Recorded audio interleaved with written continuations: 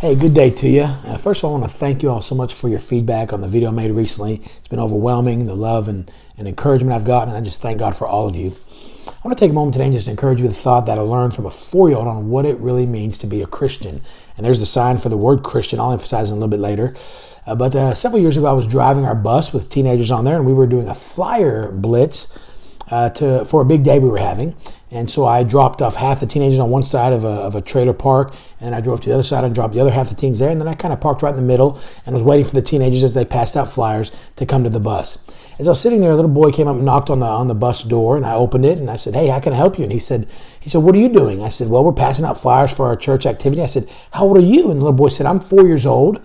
And so I said, "Well, you're a little young, but I know the pastor personally, so maybe I can sneak you in for activity." I said, here's a flyer." I said, "Take this back to your mom and dad and give it to them." And I'll never forget what the 4-year-old boy said. He said, "Well, my mom's gone and my dad's in prison." I looked at him and said, "I'm sorry." The boy started to walk away, and then he turned back and he came to the buses, the bottom of the steps, and he looked at me and said, "Hey, sir, can I get a hug?" And I know we live in times where we have to be careful about things like that, and the world is crazy, and I understand all that. But can I tell you the truth? There was no way I was going to say no to that little 4-year-old boy. The little boy walked up those steps and climbed up on my lap, and he just hugged on me for about a minute. And I'll never forget, his tears came to my eyes. I hugged that little boy, and he jumped off, and he held the flyer in his hand, and he took off running. And I never forgot that's what Christianity is all about. And I was thinking about how, look at me with this, think about this thought. Matthew, Mark, Luke, and John, right? There's so much said about the birth and the death of Jesus Christ. Yesterday I preached a funeral, and I talked about how if you go to cemeteries, there's a consistent thing. You see a grave marker, and they always have a birth date, a death date. But there's a little dash. That's a sign for dash right there, in between, a dash.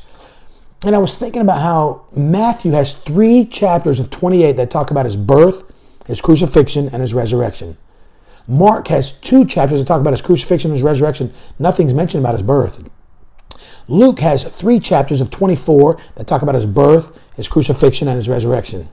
And then you have John, which has 21 chapters, and 2 of them talk about his crucifixion and his resurrection, nothing again about his birth.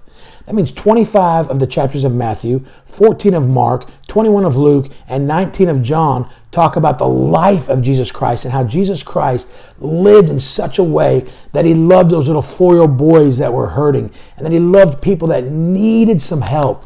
And it challenged me to think, as a Christian today, and here's the sign for Jesus person. That's the sign for Christian. I love how American Science gives us a beautiful picture of Christian. Jesus person. Jesus person. What a beautiful sign. Sign it right now. Jesus person. A Christian is going to try to make a difference in people's lives. There's so much said about the birth and the death and the resurrection of Jesus Christ that, I amen it. And we're going to continue to preach it.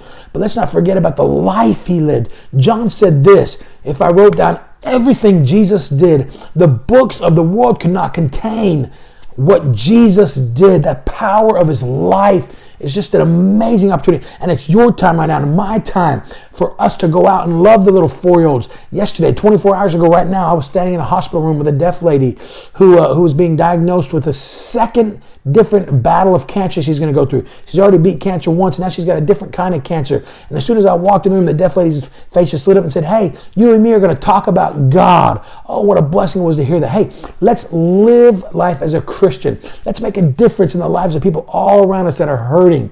You and I, it's our time to be Christians. Many have come and many have gone, but it's our time right now. I love y'all. God bless y'all, and make it a great day, Christian.